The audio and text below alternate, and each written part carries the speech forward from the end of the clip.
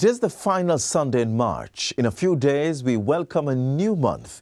For the government, it will be the start of a new legislative and fiscal year, when a new budget will bring fresh resources to advance national development. How about in your personal lives?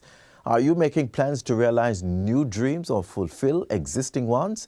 If you haven't, there is no time like the present. We encourage you to use every new day to reassess and refine your life's goals to ensure they move from dream to reality. As usual, and on the daily, Jamaica Magazine is here to provide information that can help you in various areas of life. Today is no different. I'm Adrian Atkinson. Please keep watching. There's much to learn on the other side of this quick break.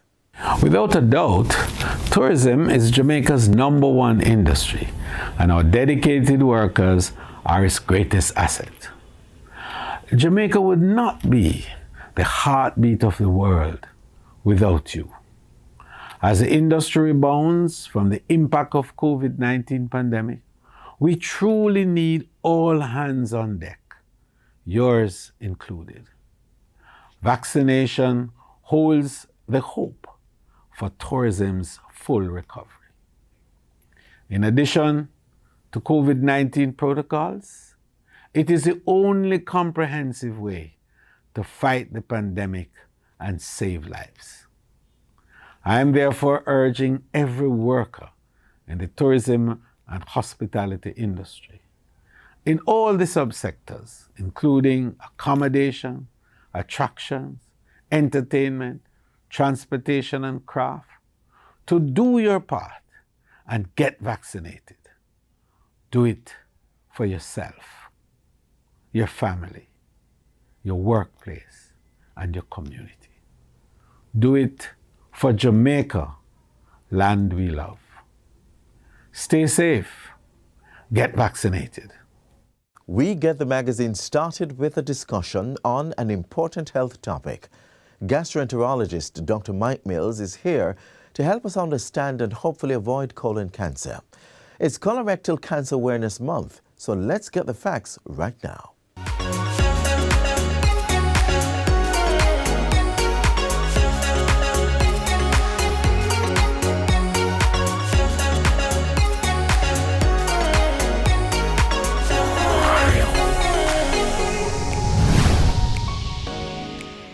Welcome to Get the Facts. This is the program that provides you with information on government's policies and initiatives.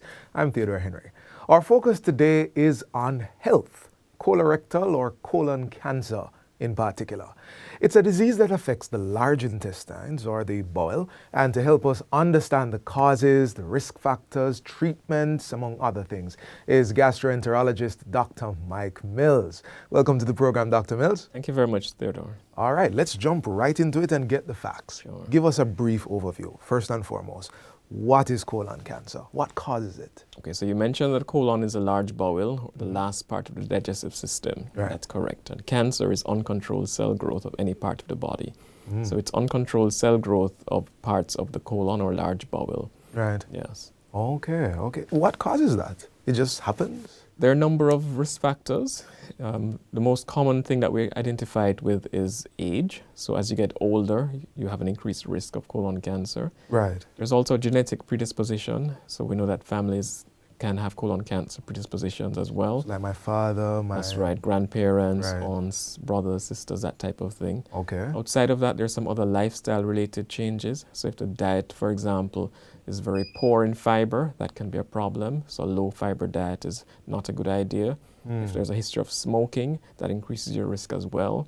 A history of eating a lot of processed meat or red meat also increases the chance of colon cancer. Wow. Excessive alcohol also increases the risk. That's a pretty long list. It is, and then there are a few other things like medical conditions, polyps, for example, small warty growths in the bowel, ulcerative colitis, which is a type of inflammatory bowel disease, can also become colon cancer. Oh, so not a direct one-to-one cause, but can become. Can become. Not all cases progress that way, but we do know that, for example, maybe about 70% of cases really don't have an identifiable risk factor at all. It's just about 30% where there's a direct kind of genetic link. So all these other factors play a role over time. We're getting the facts. Now, I noticed in your answer that you did not say men. Yes, that's right. So colon cancer affects the colon, and colons happen to be in both men and women. So True. everybody has a colon. Right. The digestive system is the same in both genders, and so each is affected equally.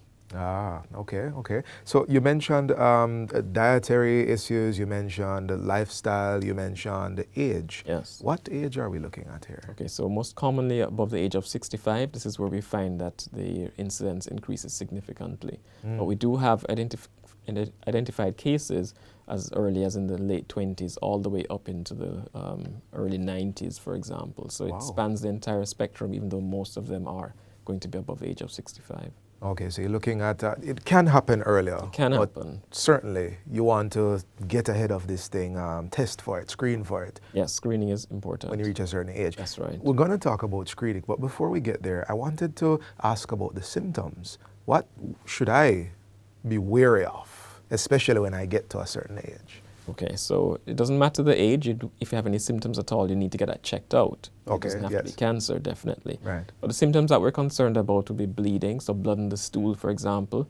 That's commonly due to something like hemorrhoids or piles. Right. But as you get older, or if it's something which is unusual, then you definitely need to get that checked out because it can be a sign. Right. A change in your bowel habit, so that's either constipation or even diarrhea, can be associated with colon cancer as well. Anything strange about Anything your normal? unusual, abdominal pain, for example. If it's very severe weight loss, change in appetite, Yes. depending on where it is. If it's spread outside the colon, it can affect other organs. So you can get symptoms associated with the liver, so jaundice or shortness of breath if it goes to the lung, or even can have seizures if it goes to the brain, or bone pain, for example. Wow, that's a lot, Dr. Mills. That's a wide. Yes. So I'm getting that the advice then really would be, don't self-diagnose. That's right. It's very important. If you do have a symptom, as I said, it's not likely that it's going to be cancer in most cases, but you do need to get it checked out. Yes. Because the earlier you check it out, the better it is for you long term. You know what is up. That's right. All right, so we spoke about the symptoms, but I might see something, or better yet, I'm a proactive young man and I decide to get screened and tested. How do you test for this? What do you do as the doctor? Okay, so if you have a symptom, then definitely you need to do one of the diagnostic tests. For example, a colonoscopy, Right. where we pass a camera through the rectum into the large bowel to have a look around to see where the abnormality is coming from, if it's bleeding or otherwise. Right. You can also do a CT colonography, which is a special type of CAT scan of the bowel, which looks inside as well. You may also do a barium enema, which is not used for screening, but can definitely identify abnormalities inside the colon, which is a special type of X-ray, for example. Okay. Now, you mentioned that colonoscopy and the enema, and we're Jamaicans, and we know that especially our Jamaican men might be a little bit askance about that. Could you offer us a little assurance? Is this very invasive? Okay, colonoscopy it is invasive, there's no doubt about that, because you do have to put the camera inside the rectum. Right. And yes, as you mentioned, anything to do with the rectum, people are a little wary about it because they're just not sure. But the test is very comfortable. It's done under sedation. Right. So you have to take laxatives before to empty the bowel. And when you come to the facility room, then they will give you medication intravenously to make you sleepy, and then pass the camera through like a telescope Right. into the colon, have a look around, and it takes about 20 minutes of procedure time. Okay. Doesn't sound so bad. It's really not so bad. All right. Let's talk about statistics. Jamaica, I did a bit of research leading up to this interview, and I understand that this particular cancer is one of the, if I'm getting my information right, the third That's right, yes. leading cancer-related cause Yes, of in death. both males and females. Yes. So in females, number 1, breast, number 2, cervix, number 3, colon. In males, prostate, then lung, and then colon. In terms of incidence, Jamaica Cancer Registry at University Hospital has documented about 13 to 18 new cases per 100,000 per year. So we do have a moderate incidence of colorectal cancer in the island compared to other countries, and it's something that we do see. Have the numbers been decreasing, increasing, staying steady? They've been fairly steady. There's some signaling that maybe in males it might be increasing, and we have a concern as well that in younger individuals it may be increasing as well, but we still need to look at the data in more detail. I see. Wow, that is a lot so far to process. But I think we can take away from this first part of our conversation how important it is to screen. Yes, screening is key. Yeah, especially at a certain age, but before, definitely do the work and get tested. That's right. You can. All right, Doc, we are going to take a short break. Our audience, don't go anywhere. We'll be right back. We're talking about colorectal cancer and we're getting the facts. So stay with us after this break.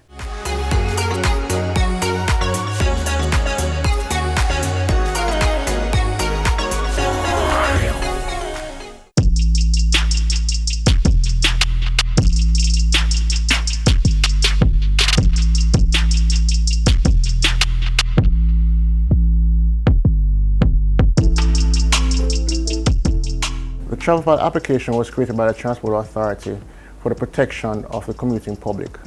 Please download the travel file application on the Google Play Store or the Apple iOS Store.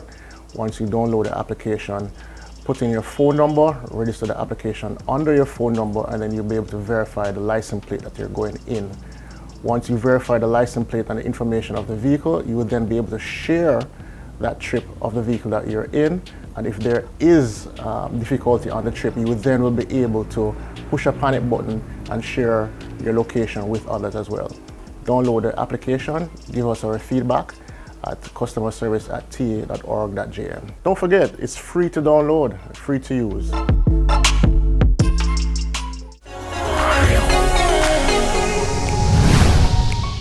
Welcome back to Get the Facts. We are discussing colon cancer with gastroenterologist Dr. Mike Mills. In our first segment, we looked at the causes, the risk factors, symptoms. We looked at a few stats in Jamaica and how it is detected. Now we're going to learn a bit more about, well, we've gone through the figures, so we're going to go into this whole idea of screening that we were discussing. We have to talk about that a bit more, treatment, and Dr. Mills is the expert, so I'll allow him to take us through that bit of information. Dr. Mills, let's start with screening. You mentioned how important it is. Tell us a bit more. Yeah, so screening is key for a number of conditions, and colon cancer is one of those.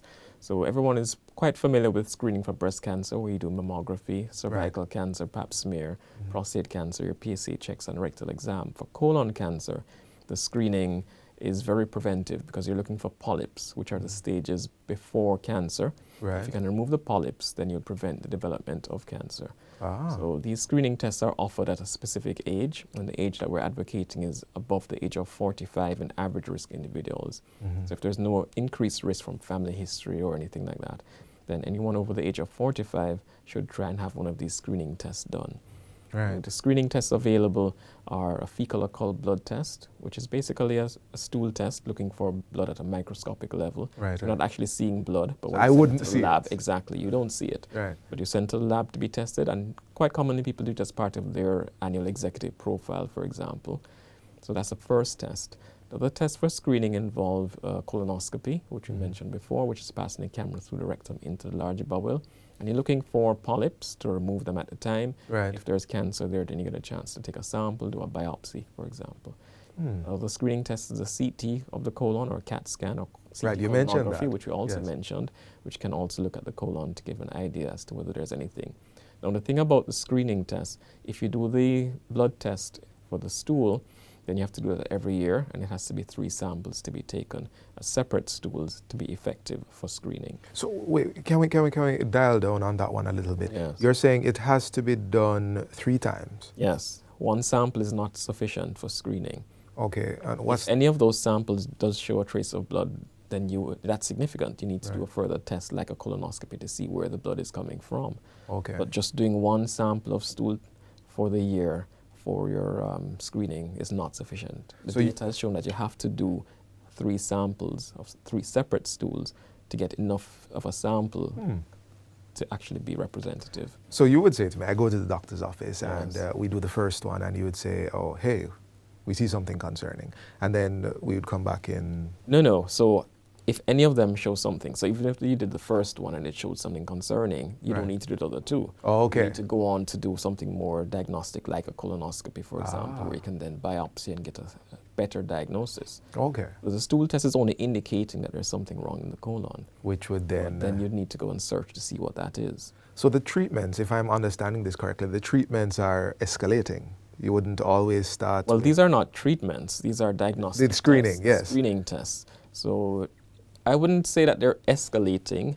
Yes, there are different methods of screening, and some of them are more invasive, for example. So you are free to choose any of the screening options available. There are differences in terms of accessibility, in terms of affordability, and the degree to which anyone is able to access the test in any particular system. Right. But outside of that, you definitely need to access one of the tests at the appropriate age. Right. Yes. Okay, understood.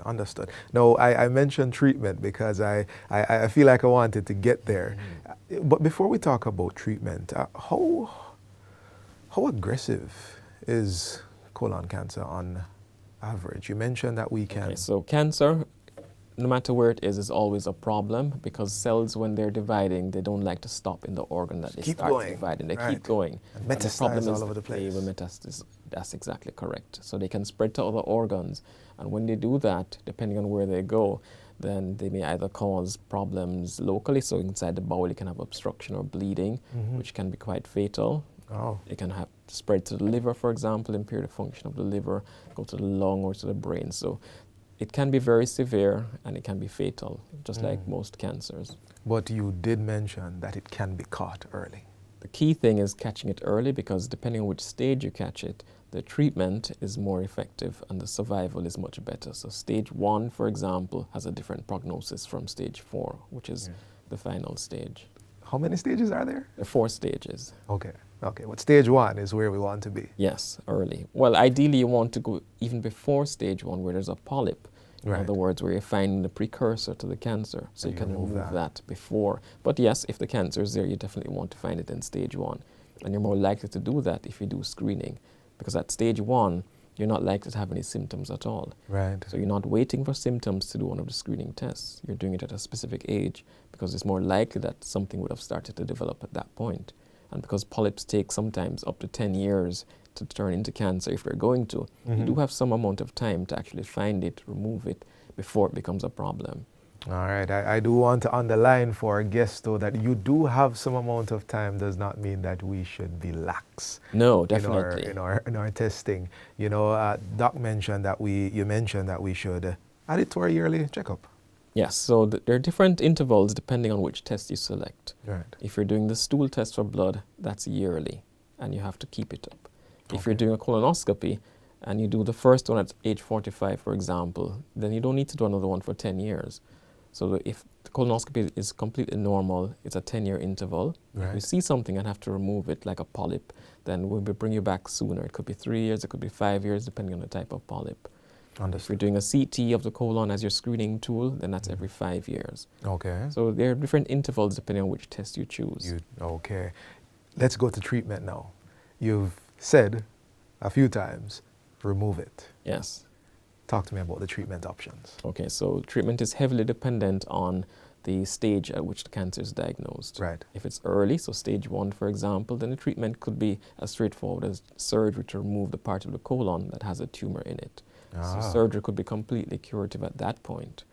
As you get more advanced, so stage 2, stage 3, stage 4, then you're talking about a combination of surgery, chemotherapy, and possibly even radiotherapy, depending on where inside the colon or rectum the cancer is. Could you briefly just distinguish between those two last ones, chemo and chemotherapy and radiotherapy are both cancer treatments, but they're a little different. Chemotherapy is medication that's given through the vein, so intravenously, and it helps to destroy tissues that are rapidly growing, like cancers. Right. It's not usually very targeted, so it can have a lot of side effects, and that's why people are usually more afraid of chemotherapy.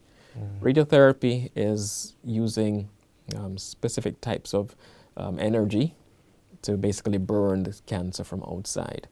So it's using a direct radiation beam to burn that area where the cancer is. Probably more targeted. It is more targeted, but because of the location, sometimes it can cause extra damage in the area around it as well. Okay. So it's usually reserved for rectal cancer, for example. Sometimes that can be radiosensitive, and the types of cancers respond differently to different treatments. Understood. So where we finished the treatment list, I know I jumped in there for chemo versus Well, for the most part, it's a combination of surgery, chemotherapy, radiotherapy. Sometimes you can do the chemotherapy before the surgery, right, to try and get the cancer to go to a smaller size and make the surgery more successful. Or you can do the surgery first and then do the chemotherapy. So those are options that the oncologist or surgeon will discuss with you at the time of treatment, basically. Understood. Doc, we're almost out of time. I just want to do this last question that gives our viewers direction. Where can we get tested? Okay, so the key thing is that accessibility is going to be either through your private physician. So, for example, doing the stool test for blood, the fecal occult blood test is a recommended screening tool. Yes. For population level. It's accessible at almost every facility has capability. A colonoscopy can be offered in the private and public settings. The public settings may be a little pressed in terms of doing screening because of the numbers, but it is accessible as well. And then the colonography, which is the CT or CAT scan, can be done, accessed either through your healthcare provider or the public system again. Understood. All right, Doc, we're all out of time. 10 seconds, your last word to the public. We've gotten the facts. What would you like to leave them with? Okay, so the key thing is awareness. Certain age, so above 45, a screening test is necessary. There are steps you can take to reduce your risk. Yes. So looking at your lifestyle, cutting back on things like smoking, alcohol, make sure that you have a high fiber diet, cut back on obesity, make sure that you know your family history to see if you're at increased risk, and then access one of the screening tests at the appropriate time to have the best outcome. Awesome. This has been Get the Facts. Our guest was gastroenterologist Dr. Mike Mills. We want to thank you for watching, and until next time, we are reminding you to get screened. Don't wait until it turns into something large. Add it to your yearly routine. I'm Theodore Henry. Take good care.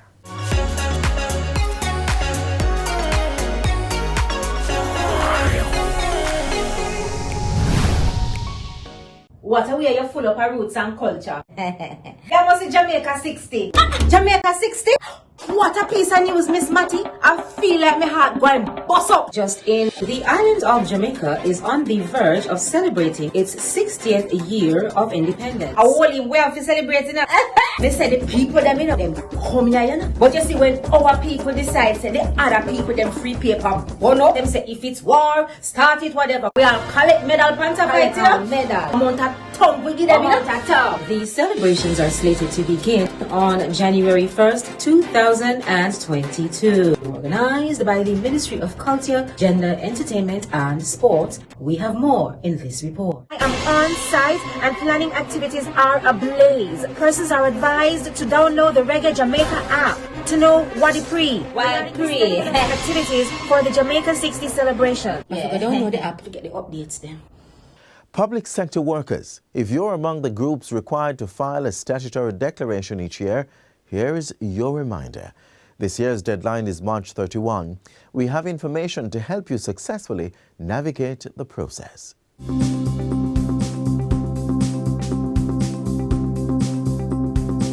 If between January 1 and December 31, you are a parliamentarian or public official in receipt of total emoluments of $3.5 million or above, or you were appointed or performed the functions of a position listed in the Jamaica Gazette, November 26, 2021, regarding the Integrity Commission Act, you are required to file a statutory declaration of assets, liabilities, and income as at December 31. What to file? You are required to declare all balances and interest in all assets, liabilities, and income received by you, your spouse, and children below the age of 18, whether living in Jamaica or abroad.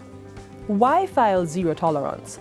It should be noted that a person who knowingly makes a false statement in a statutory declaration may be liable to a fine not exceeding $2 million or to a term of imprisonment not exceeding 2 years.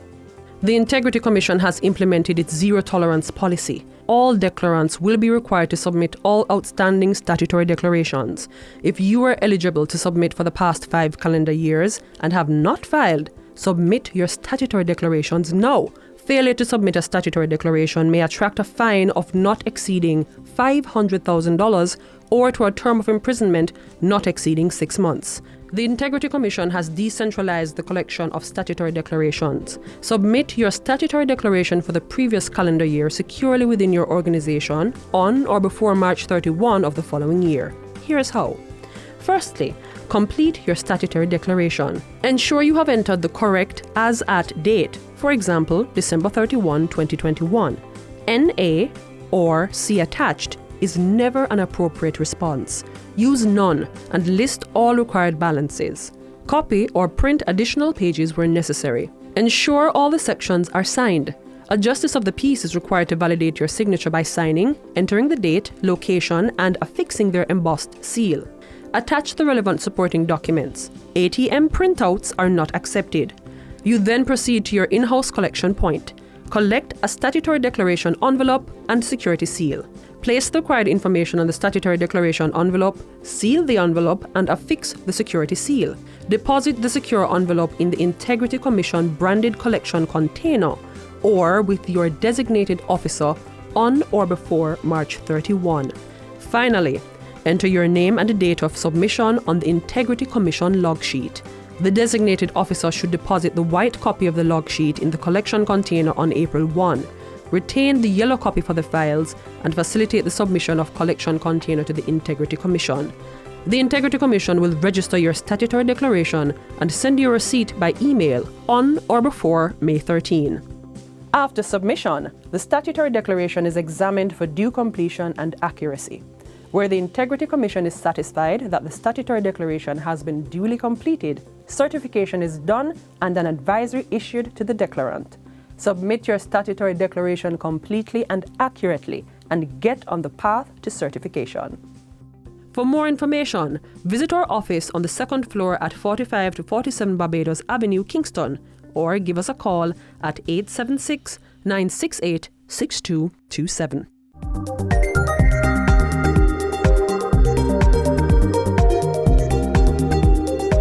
We're out of time on this show. We have another already in production for your viewing pleasure tomorrow. Visit our YouTube channel or website, jis.gov.jm, for more content like this. We welcome your feedback, so let your voice be heard on our Instagram, Facebook, and Twitter pages. This has been Jamaica Magazine, and I'm Adrian Atkinson. Enjoy the rest of your Sunday, and see you next time.